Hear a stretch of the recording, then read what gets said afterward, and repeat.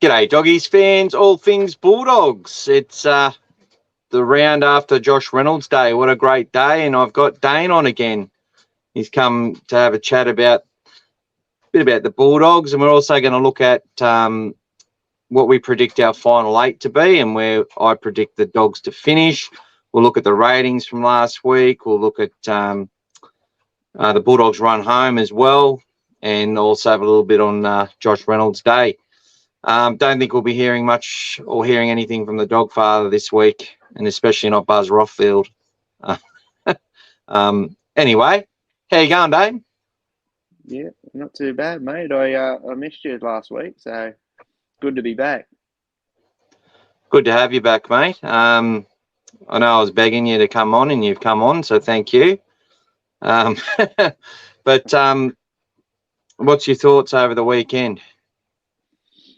Oh, mate, it was a good round of footy. The Bulldogs. I did watch that game. I watched the New South Wales Cup as well, just to have a look at how you guys are going. And yeah, I thought it was disappointing to be honest. The NRL team, they seemed to be in it. They were there, but yeah, they just couldn't close it off, and they just kept letting Brisbane back into it. Oh, the tries were soft. I'm going to talk a little bit about that. Yeah, I'm going to have a bit of a crack about that. It's sort of hard. We had went down to Belmore, got to meet Terry Lamb. My brother had a drink with him a couple of weeks ago at Tony Rodoniga's Day. I think it's Tommy and Roy Day or something. That was Henson Park, and I let him know, and he's like, oh, yeah, I remember. And spoke to him for a couple of minutes, and it was like just meeting my idol. He just literally says hello to everyone. He literally looks around to say hello to people. Like, I've never met a celebrity like it. Like, he's literally looking for the next person to shake their hand, like, while getting on with his mates and doing his thing. He's just an amazing guy. But we're at the Bulldogs Leagues Club, and my daughter just got to meet quite a few players, took a photo of a few of them. Blake Wilson, big rave for Taylor Mariner, and also Max King as well. So that was wonderful. Josh Reynolds, he had about 3 laps of honour. Could have done more, I reckon. It was a big day for my daughter. I would have liked to have gone back to the Leagues Club, but we got her back to the hotel and, did a couple other things. But it was great meeting a lot of Bulldogs family as well. So really good day. Just as you said, just really disappointing on the field. What I'm going to do now is just put up the ratings, and we'll talk a little bit about the game. Sort of really up and down. There's a couple of players that played well, but then there wasn't too many standouts. No. So that's going to come on. Averillo, I thought, did a really good job in attack. I thought he was brilliant, mate. I really rated him. He really done well on the weekend.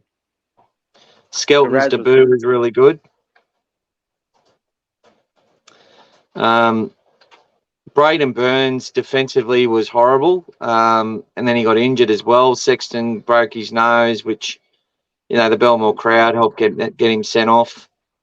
It looked bad off the forearm in real time. Jackson Topone, spoke to him at the Leagues Club. He played fantastic against Souths, but unfortunately he just did not.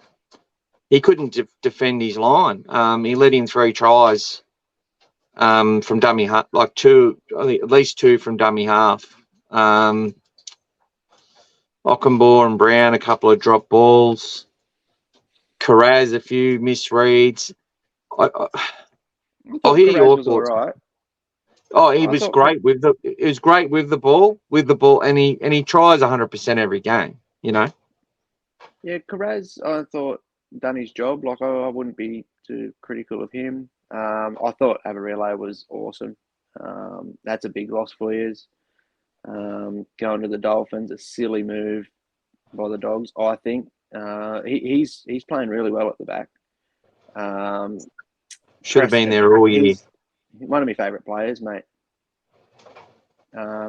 He's a go-getter, hard charger, Josh Jackson like. Yeah. Great Just comparison, actually, and that's how the Dogs. For a South fan, you sound like you're almost a Dogs fan, mate. The way you read and stuff. There's not too many Dogs fans who are going to disagree with what you're saying here. No, I've watched the games with an open mind. I don't put a Rabbitohs hat on or anything. I look at it and think who I like, who and how they're playing. And he's one I'd take him. I'd definitely take him if the opportunity came. I told you can have Braden. I told you can have Braden Burns. I think I was right in that. I thought he was terrible. He'll put in a good game every now and then, but yeah, he's half a footballer, unfortunately. You've begged to differ with me. We've had arguments about this one. Very talented player, mate. Yeah, he's got the build. I think that's the disappointing thing. He can play them good games, and he's got the build to be a really good player. I don't know what it is with him. I know he's injury prone. That's one thing, but it's like he switches off or something. I can't pinpoint what's wrong with him, but he's. I think I can. In his defence, he just doesn't get a chance to build up momentum or confidence. I think the most he's ever played is like 8 games in a row or something without being injured. And he's often swapped from left wing to left centre to right centre to right wing. Doesn't help him. I think, Ockenball, he'd be a really, really good player if he just had a little bit more mongrel in him. Yeah. I think he's just a bit like I don't mean to, I'm not trying to upset anybody, but he's a bit soft.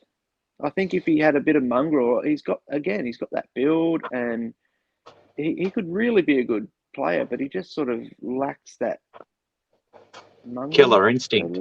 Yeah, he just does, and it's a shame because I've watched him for a few seasons actually, because you see someone with the hair and stuff, and you keep an eye on him, and he's sort of been a bit disappointed. I had high hopes for him, and he's just sort of plateaued. So that's the sort of player I'd like to see a coach get hold of and try and bring something out in him, because he could be a bit of an asset, because he can play in a few different positions. Well, he's always played wing, and he used to play second row as a junior, and he captained the lower grades when he was younger. And he's a really well-spoken, articulate guy. He likes what he likes, I think he's probably too laid back. Canterbury fans don't like laid back players as such. They like players that are hyped, that rip in, that tear in, and look like they hate the opposition. And we've got too many sort of these like even young Jakey Averillo, when he sort of come on the scene, he seems very like a laid back character, but as he sort of got more games into him, the Bulldogs evolved, even though he's been a Bulldogs junior and he knows Bulldogs. Jacob Preston, you watch him every game. From the first minute he played a trial, he just grabs on, holds on, and digs in, and just rips and tears, just gives 100%. Whereas you're right, Jaden, unfortunately, you look at him and he just looks like sometimes he's not all there, or he's not giving it 100%. He's just when there. He probably is. He just doesn't give you the perception that he is. 100%. You go, oh, well, I'll take it up now. You know what I mean? Like that sort of thing there's no sort of energy to it. It's just like, I've got to do it.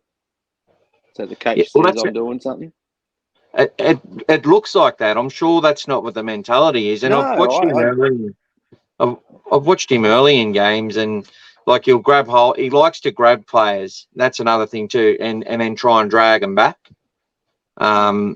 Which we sort of, what Dogs fans, from what I can tell, want to see him use his shoulder and see him hit hard.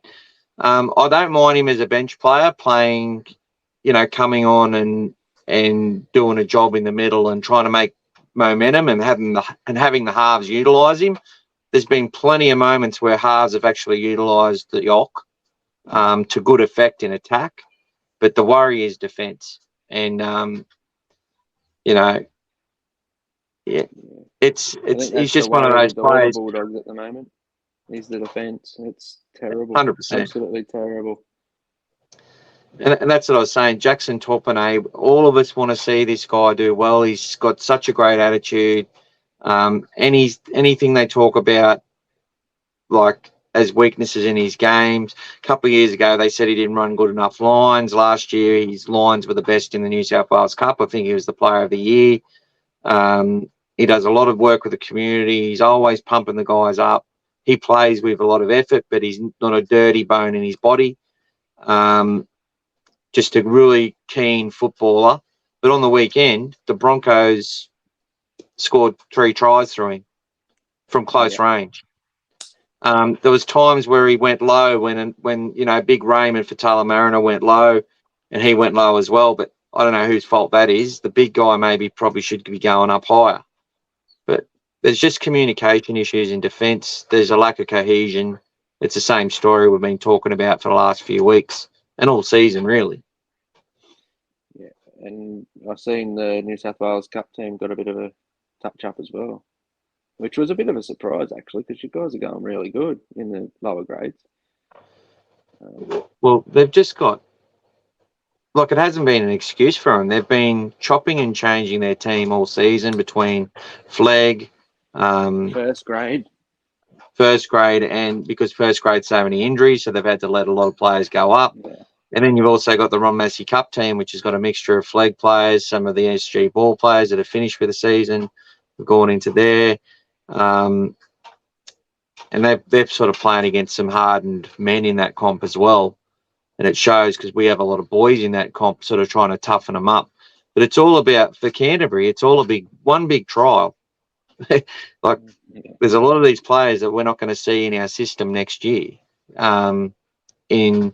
potentially in flag, in New South Wales Cup, and especially in the top 30, because they're all going backward and forward. But you would have thought with Josh Reynolds' last game that there would have been a much closer result than what happened. Yeah, I thought they'd put in a better performance. But again, like the first grade team, defence, none. It was, that's seems like the issue at the moment through them 2 grades with the Dogs. You can score points, but you can't hold teams off. Like even the Rabbits team, the Rabbits had 8 or 9 players out, and you won, and you played not too bad, but you still let a pretty average team score 32 points against you, and you nearly threw it away. You don't know how to win, which is what happens when teams are down on confidence. They don't know how to win. And I've seen that a mile off, and again, just that defence with such a weakened team. I was like, that's not good. And then on the weekend, the Broncos they didn't have a good team. They had a fair few out. They had a good team, but they had a fair few key players out. If they put their best team on the field, that could have been nasty. Definitely. And I don't think the Broncos played that well either. I don't think they played to their potential. You guys were in it for a long time, and you just invited them in. Like, you went and scored absolute cracking try, bang, dropped it off the kickoff. And I'm just like, you're kidding, But that's, again, there's signs of a team that are struggling for confidence and are struggling, throughout in every aspect. So it's not a nice thing to watch as a rugby league supporter. I'm not just saying from a Rabbitohs point of view. I'm saying it from anyone to watch a team that is struggling and trying to, put a good game after winning against a team like the Rabbitohs. And then just inviting teams back in. It's, And you played them two teams, the Rabbits and the Broncos, when you really wanted to play them. They both were very weakened, and you could have actually beat the Broncos. You really could have. We could have. Look, the 2 tries from kicks. Well, there was 3 tries from kicks. 2 down the edge with Cobbo on young Blake Wilson. But the try that Capel scored on the left edge, that was diabolical. Just poor defence. Not enough push from the inside. And then players coming up staggered. Then on the other side, you had Billy Walters from dummy half. You had that new guy, Williamson or someone. He was massive. They couldn't get him down. He just dives over from dummy half over Topine again. And it was those sort of tries, like the tries the Broncos scored, they're not going to score most of those tries when they play other teams. A lot of those tries just shouldn't have happened. They're like training drill runs against the players that are playing in, New South Wales Cup or Queensland Cup on the training run or the captain's run, I don't know the stats, but I noticed it seemed that the Broncos were offloading a lot. So again, I don't know the stats, but I just noticed they were offloading a fair bit. So there's obviously you've got to wrap the ball up so they don't offload. Well, the thing was they would do one offload in a hit up, like and turn it into two sort of efforts in defence. Whereas we had a lot of offloads, but sometimes that was just all on the one play. Like that try Jake Averillo got, I think there was like 8 offloads in it. But the Broncos were forcing us to do that extra chase and extra tackles on numerous occasions. And the guys, like you're watching them, they just look like they had nothing in the tank at the end. Both teams looked pretty tired. It was an emotional day. I think emotion got to them a little bit as well. And just everything else, it just... Look, when I watched the game on TV, it didn't look as bad, to be honest, as it did at the ground. And that's interesting. You get a different view, I think that's enough of... Hey? You get a different view from the TV. And it wasn't atrocious, by all means. There was a few things that weren't good, but... I think you had a little bit go your way. That's my personal opinion. You probably think different. I think you were, the refs were, a little bit towards more your, the Bulldogs way, which is a rare thing. Definitely not. That just can't agree. I'm just telling you what I've seen. Happened the week before too, but we won't go down that track. So, but no, it was yeah, you had it there, and you threw it away, unfortunately. But that's sort of where you're at the moment. That's where you're at the moment as a team. So, hopefully they can sort of build up and get a couple of wins in the last few games and give you guys something to smile about. That's what it's all about, isn't it? For us, we just want to go out there against the Panthers this weekend and compete and be in the match. You don't want to be playing the Panthers. That's who we're playing. I know you're and they're getting all their players back. Well, the pain's coming. You've had the Rabbits. You've had the Broncos. Now the Panthers. You've just been lucky that you've got them, the Rabbits and the Broncos, through Origin, and carrying a few injuries. But I think Cleary might be back this week. He is back. No, he's back. All right. Yeah. So what we'll do now, before we do the Bulldogs run home and predict and do the Panthers game, what we're going to do is look at our top 8 predictions. So I'm going to bring that up on the screen, and you're going to give me your prediction first. So there you go. You've got the Panthers finishing first ahead of the Broncos, the Warriors 3rd, Souths 4th, Storm 5th, Cowboys 6th, Raiders 7th, and Sharks 8th. No Eels, no Roosters, Roosters are fine, mate. no Knights. No, not with the run home they've got.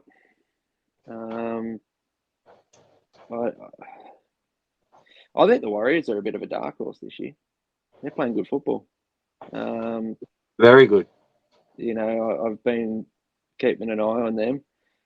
Consistency is a bit of an issue at times, but yeah, I like the way they're playing. Sean Johnson's playing out of his skin, mate. You know, when he's playing good, that whole team plays good. Panthers, I don't like the Panthers. It hurts me to have them on top. Broncos, they're on the verge of doing something good, this Broncos team. Again, don't particularly like them, but I think they're a very good young sort of team.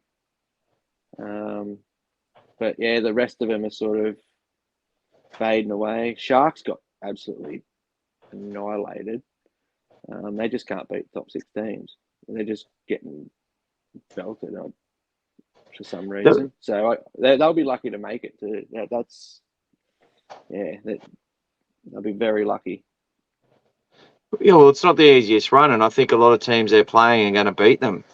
They've got a good side and a good forward pack, but there's, you know, I think they've had a couple of their middles out for a long part of the season, and it hasn't helped their halves do their thing because they know how to put on points. Yeah, but I think they're not a bad team. Like, I think it's going to be tough, that 8th position. Like, even the Rabbits sitting in 4th, like, that can easily change. But you know, when you've got teams like Parramatta, they've just lost RCG now. He's gone. Yeah, you know, like, 4 weeks. Oh, mate, I'd hate what I seen. I would have sent him off. I think that was a real ordinary move. It was lazy. I think it was more lazy, but carelessness is no excuse. Mate, it's a pretty sensitive part around that area, around your back, your kidneys, all that sort of stuff. I think it's just rubbish. The consequences can be very high on that. Same as the Titans. The Titans, I think, can go all right, but they've just lost Daine too. I think suspension. So injuries and suspensions are really going to play a massive part in how this is like. And again, we can't predict what's going to happen next week. I'm surprised the Panthers have done so well without Cleary, but that just shows how strong they are through like their whole team and how much depth they really do have. Well, it's funny. I've got them. So we'll talk about mine now. I've got them finishing 1st, Broncos 2nd, Warriors 3rd, and I've got the Cowboys 4th. And the Cowboys get 4th ahead of Rabbits because I think Penrith will play the Cowboys in the last round again, and Penrith will rest their players again, which they did last year. And the Cowboys will, I don't know if they'll rest any players or not. They may as well. But I think they'll beat Penrith in the final round, and then they'll play each other in the first round of the finals. And I think Penrith will. I think the Cowboys are a real dark horse to win the comp. I think any of the top 4 there. Actually, I probably think any of the top 5 can win the comp. From what I've got there, I do rate South Sydney when they get all their players back, especially Latrell Mitchell. I think the Storm will just miss out on the 8. They just, to me, lack experience in their forward pack.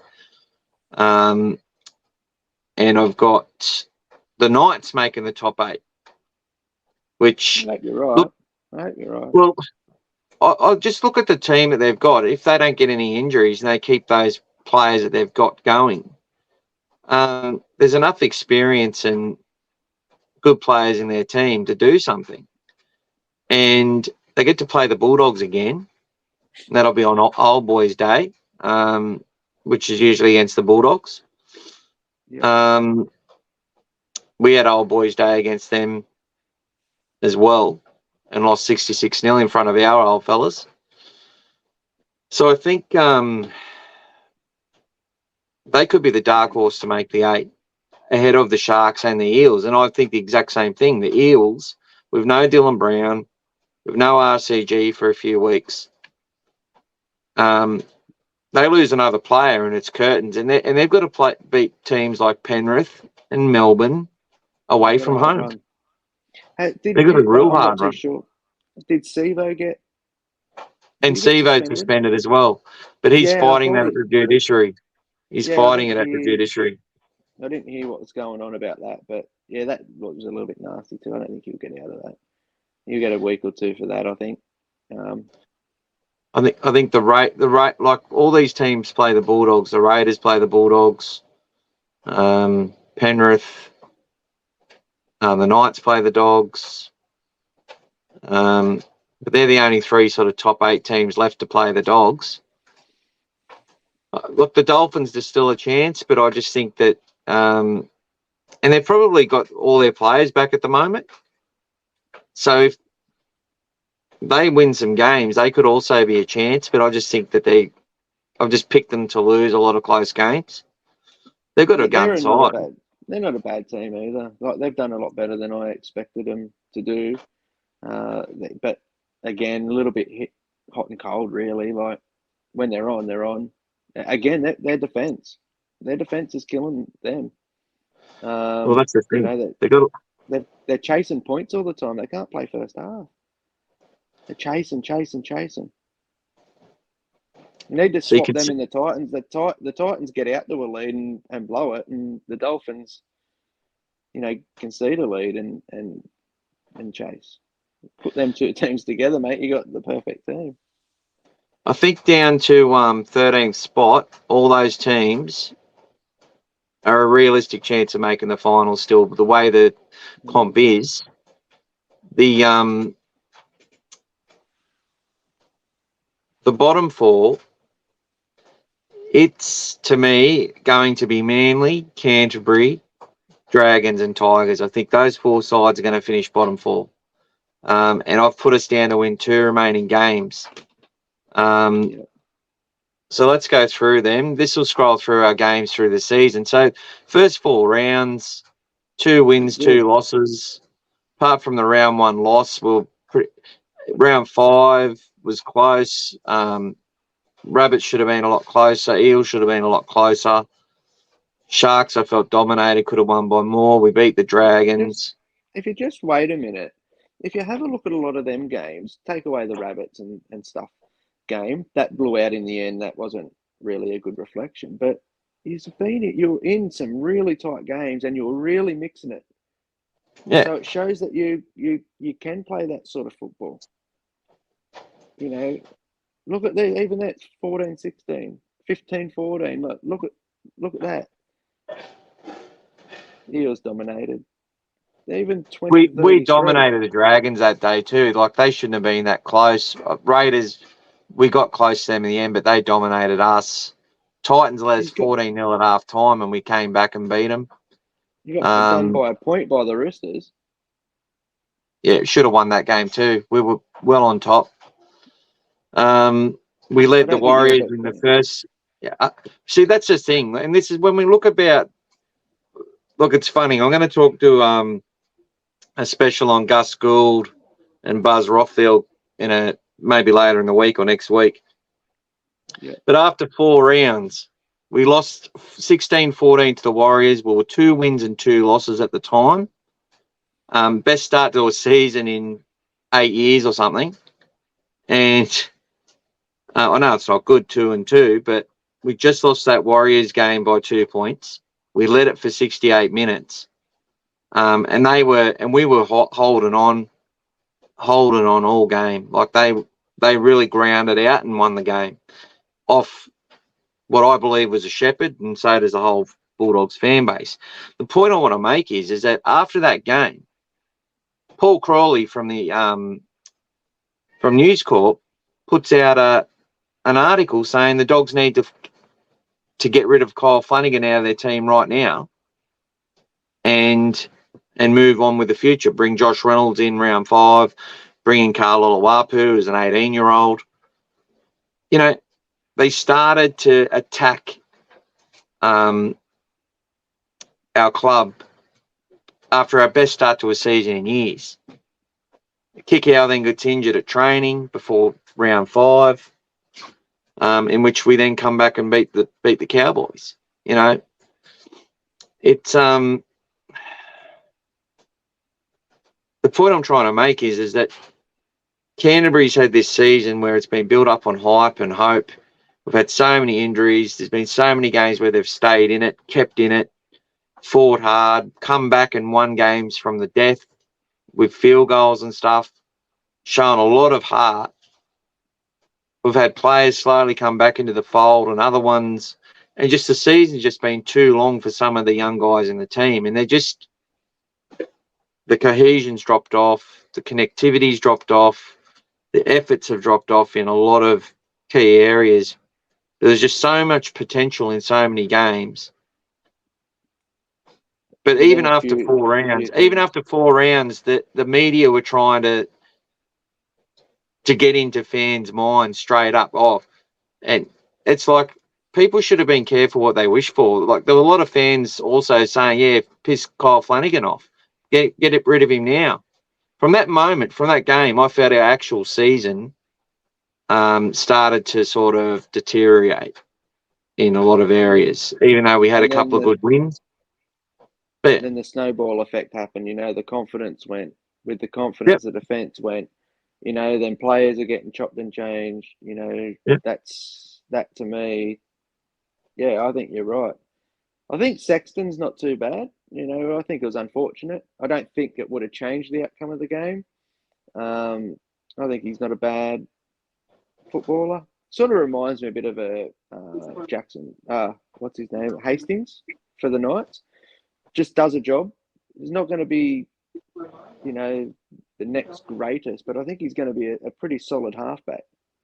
I think that's a good comparison. Actually, they've both got a good football brain. You can tell they're like, okay, I'm out here. I'm going to run the footy and ask questions. Now I'm going to kick. Now I'm going to pass. And I've got a whole repertoire in my little kit bag that I'm going to bring to the game. And he's only played 2 games with us. So he can only get better. And I think they just got to persist with him. And now his nose is broken, so he's not playing this week because he got busted. It was that was really unfortunate, that knee. I think that's what done the damage. Once the knee come down, it was a bit awful, but he'll do good for you. He'll definitely do good for you. So going through the results here again, and we'll look at the run home. So this week we've got the Panthers, so it'll all flick up in a moment. Then we go to Bundaberg for our home game against the Dolphins. So actually playing not too far away from the Dolphins' home ground. Then we've got the bye, which we'll need. You got the points. You get points there. Yep. And then we come up against Newcastle at Newcastle. That'll be a big game, I reckon. Raiders away. Newcastle. Seagulls at home. I reckon we can beat the Seagulls. And then Titans away. So I'll be at that Titans game at the Gold Coast. Looking forward to that. I've put us down for 2 wins there. I think we'll beat Manly. I think that'll be our game to rip in. And I think we're a good chance of beating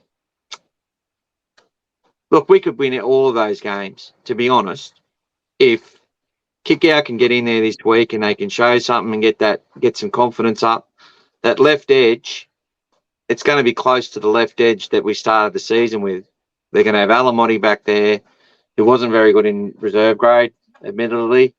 But I think he'll be a lot more confident when Kikau's outside him because he just looked a different player. Burton will be there, Kikau, Alamotti, and the Fox will be back in a couple of weeks. He's actually on the extended bench, which I'll show in a moment. And you've also got... So that'll be the left edge at the start of the season. So I think that'll give him some confidence because the left edge has led in about 16 tries in the last 4 weeks. Yeah. Like, deplorable. But there's been a lot of chopping and changing of the team as well.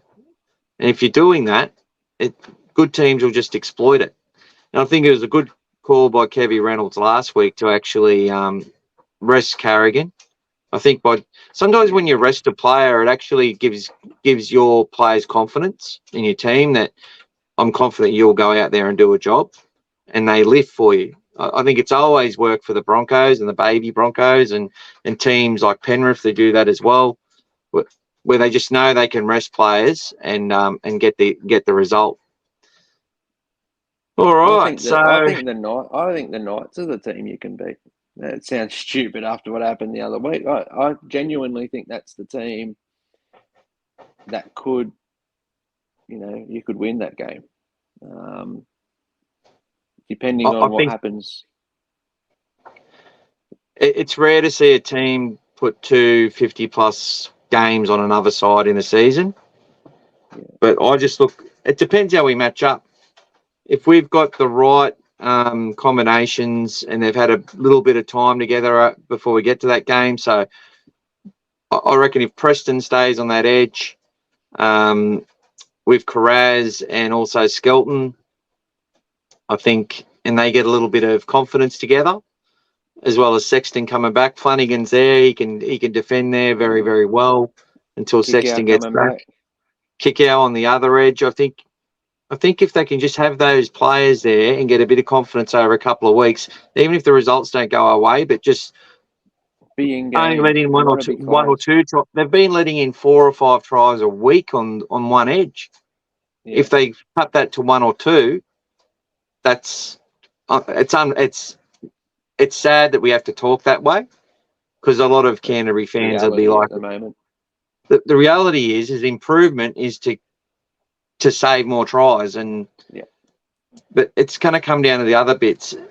The problem under Trent Barrett, as I sort of digress a little bit, was that he sort of always had this narrative that our team couldn't make mistakes. We couldn't chance our hand because we weren't good enough to do those things and have things go wrong to be able to stay in the game and defend it. And I think it was just a defeatist mentality. And Serrato's never had that mentality. That's been one of his positive points. But if that starts becoming the mentality, that'll worry me. Because that's like when a coach starts to feel the pressure and starts having that mentality that we're not good enough to be able to make mistakes and defend them. It's about, we've got to, when the moment's there, you still got to take it. You still got to fire a shot. But you've also got to know that when you haven't had any possession, you need to then grind for a while and build and try and win the arm wrestle and win it that way. Unfortunately, and I've said it the last few weeks, our captain has continued to do, it wasn't as bad on the weekend as it's been, but it's continued to do things rushed, trying to make things happen, trying to turn a game without an out attack, but it's been the wrong play at the wrong time. And I think that's something that needs to be looked at on the run home. So, this week's game against the Panthers, have you had a look at it? I've had enough time to have a look. So I'll go through the team changes. So Flanagan's in for Sexton, Alamotti's in for Braden Burns.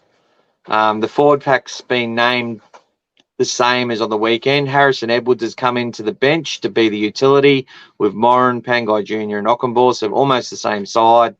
Sam Hughes is Perham, Patolo, Josh Addo-Carr on the extended bench, and Villiame Kikau named on the extended bench. That is, we are hoping that Villiame Kikau gets to play this weekend. I think if Paul Alamotti and Jackson... Be back next week. You reckon he'll be the week after? Yeah. You don't reckon he'll play against his old team? No. I don't reckon. I was watching him at the... it was actually just where I was sitting. I was saying it was just down on the field. Like we just looked over and he seemed fine. He's just chilling out and walking around and that. I No just dramas. think if they hold him back another week, they're going to be out to get him. It's going to be pretty fiery if he plays. Would you want to risk him if he's not 100%? It's end of the season. Because I don't think you really, even with him, I still don't think you get within 40 points of Penrith at the moment. Unfortunately, that's just how I feel. But I think you've got a better chance with him beating teams like the Knights, the Titans, the Sea Eagles. If he goes out and gets hurt because he's not 100% and he's out for the season, I think you don't win another game. That's just my personal opinion. I'd be resting him. There's other people who'd feel the same way as well. I think that if he's fit, you get him on there and let him play as many minutes as he feels comfortable playing, and you have playing for off the bench for a few minutes. I wouldn't have an issue with that. Yeah, I'd start him, play him or bring him off the bench after 20 minutes, and then just see if he can play out the rest of the game, and have either Topine or Ockenbaugh on the bench to replace him. Just look, it was fantastic that Jackson Topine got to play as a second row against South Sydney, and he had a fantastic game, 45 tackles, was in everything, trying his heart out, couple of misreads, but on the weekend, you can't concede those tries and hold your spot. It was just too soft.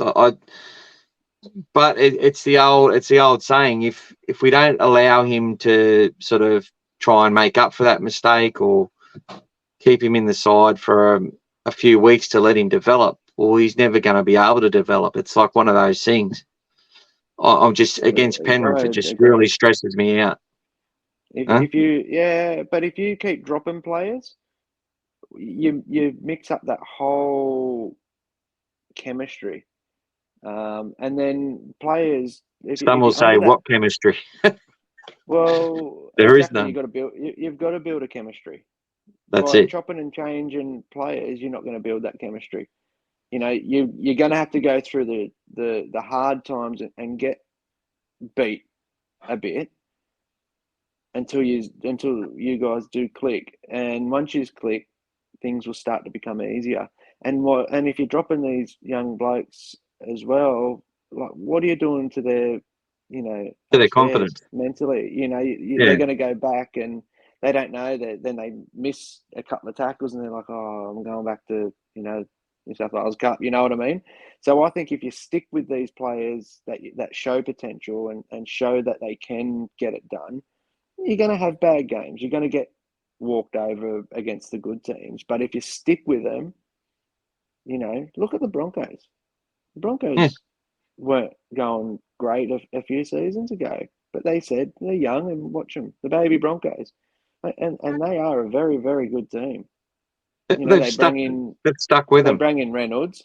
They bring in Reynolds, which, he couldn't do it on his own, and he didn't. But they stuck with him and built their confidence up by not always dropping players. So I think that's something I would like to see from the Dogs. You've got some talent, but everyone's down at the moment, and that's a snowball effect. Like I said before, once that gets, into a team, that's so hard to stop that. Yeah, I 100% agree, mate. And that's what I'm saying. Is for me, it's one of those things. It's like, it's I don't know the word for it, but it's like it's pulling me this way, pulling me that way. It's a real struggle to work out which way to go with it, because Topine, if given that time, would be able to do it. But the thing is, Villiame Kikau is going to come in there anyway. So once he's ready, they're going to bring him in. So my point is that the young kid would know, well, Big Villiame, Big Bill's back. He's going to go straight to the side. Bill Kikau's never going to get dropped. he always puts in enough effort in his games to make sure of that, especially defensively.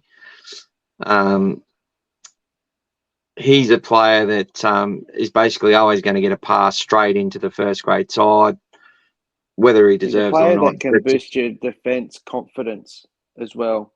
He is. He's going to do that. And he's a good defender, and if he puts some big hits on, he's going to get your boys G'd up.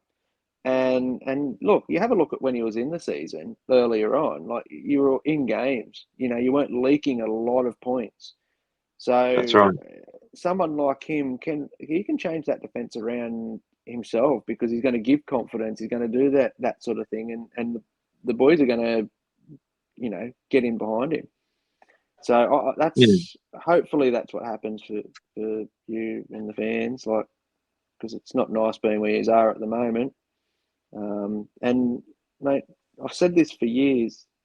Why aren't you taking our reserve fullback?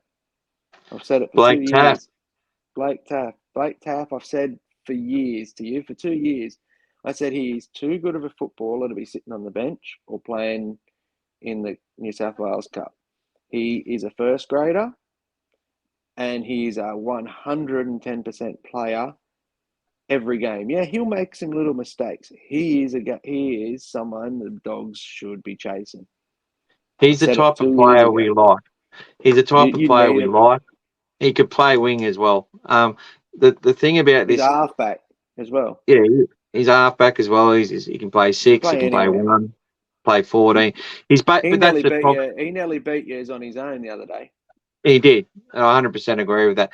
So Gus had a coffee with him and at a chocolate shop or something, and Cameron Serrato had a meeting with him last week as well, one-on-one. So the whole thing with Blake Taff is that we had Jake Averillo, who fills all those same positions. I'd say as footballers, it would be hard to say who's better. I think they're a little bit different. They both can kick goals as well. They both can kick the ball in general play. Taff's got a short kicking game as well that I've seen. And he's a goer. He's tenacious, and Bulldogs like those type of players. I think he will. If he comes to Canterbury, he'll end up as our fullback. That's my prediction. And Crichton will end up as a goal-kicking $800,000 centre, which is fine as long as your other centre's only on $200,000 or $300,000. If you spend 1.2 on your two first grade starting centres, that's fine. Then you just got to make sure you got juniors coming up to replace them when they're injured. Look at the Cowboys; they pay $1 million for one of theirs, Valentine Holmes. So, and I reckon Jake Averillo. I'm going to predict this now. People call me stupid, but Cody Nikorima is playing fullback at the Dolphins at the moment, and the Hammers playing in the centres, and that's to stiffen their defence. For me, you put Jake Averillo to fullback at the Dolphins, and the Hammer will stay at the centres, and they'll be much better defensively, and they'll have Herbie Farnworth there as well.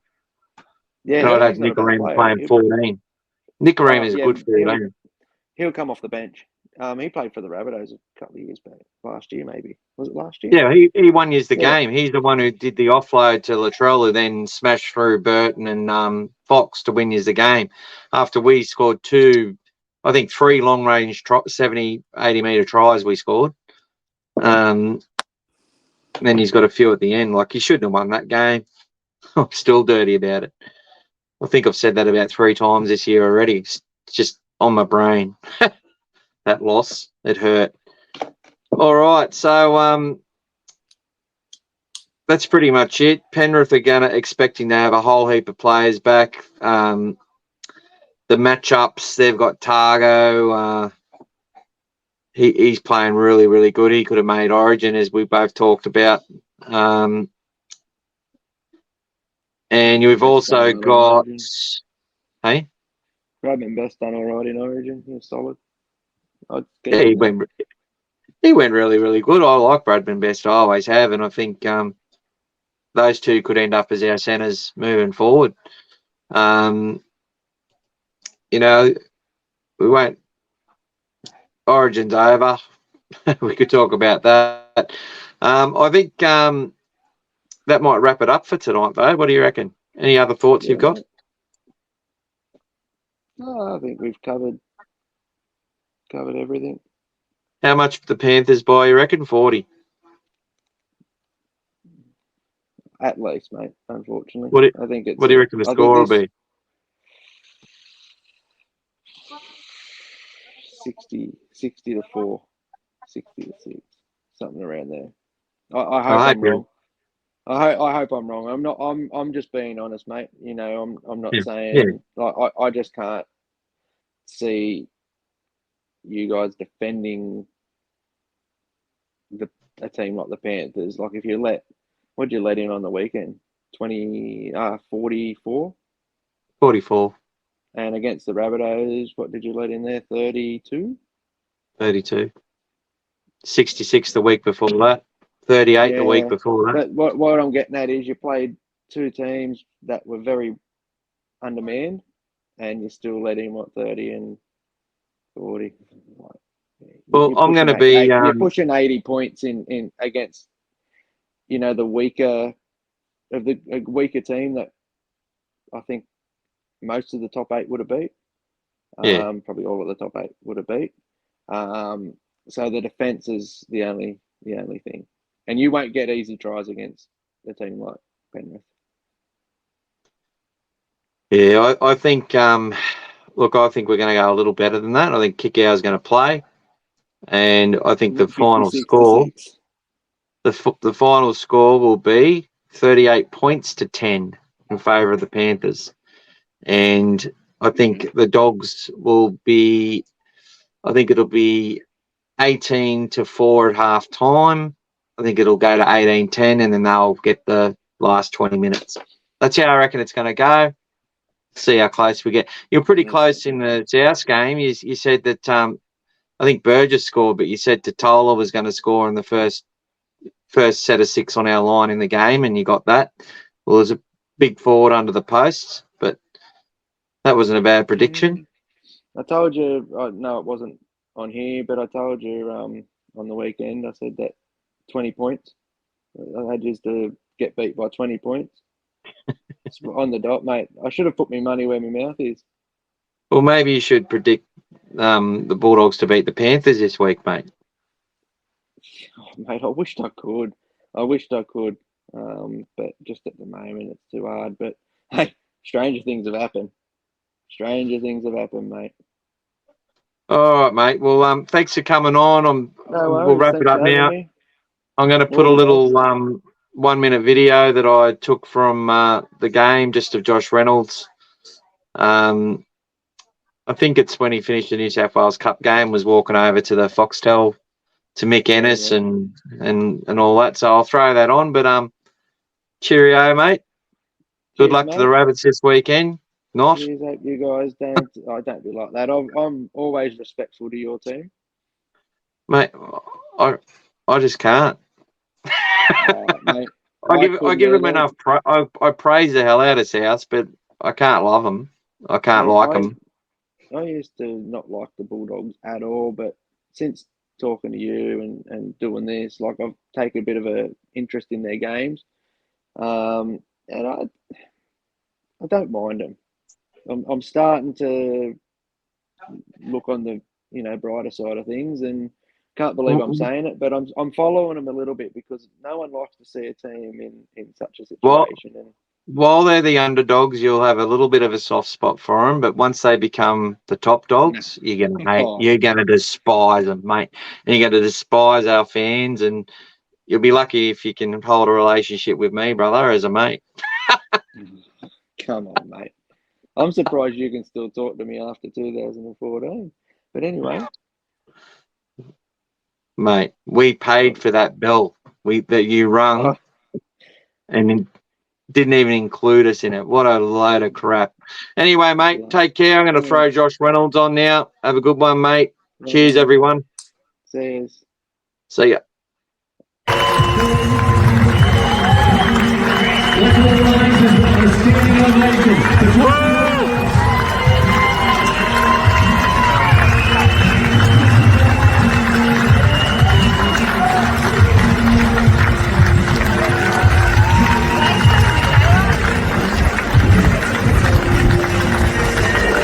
You know, Chip, I was here when they did this with Terry Land, and the message was thanks for the memories. And really is Josh Reynolds, that's for sure, because of the way he played every time he put the jersey on. But the spirit, hasn't he just got that passion when he came on? Beginning of the year, the trial match firstly, the crowd went wild, but he lifts the team when he injects himself coming on. Yeah, and you know the last time he played his last game here, so that's back in 2017. I know for a fact they pushed the siren early.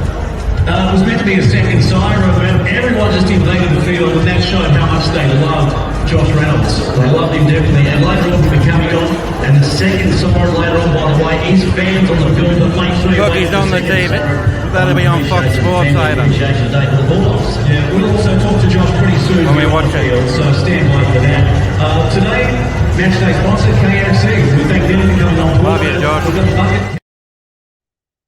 Oh, there we go. Just reliving my time in Belmore. Thanks, everyone. Like and subscribe and all that. Appreciate all the support. Got a video coming up and another podcast. And I'm now attempting to put this on into the podcasting areas like Apple and Spotify and all that as well. Hopefully the audio will be okay. Hasn't been the best. Tried to get it a lot better today with myself and Daine. Just got to make sure that worked out all right. But yeah, slowly getting better at what we're doing, and hopefully have a little studio set up in the coming weeks. But lots to look forward to. I'm going to do a deep dive on Gus first buzz, and sort of break down some of the crap, the truth and the lies from what I can see.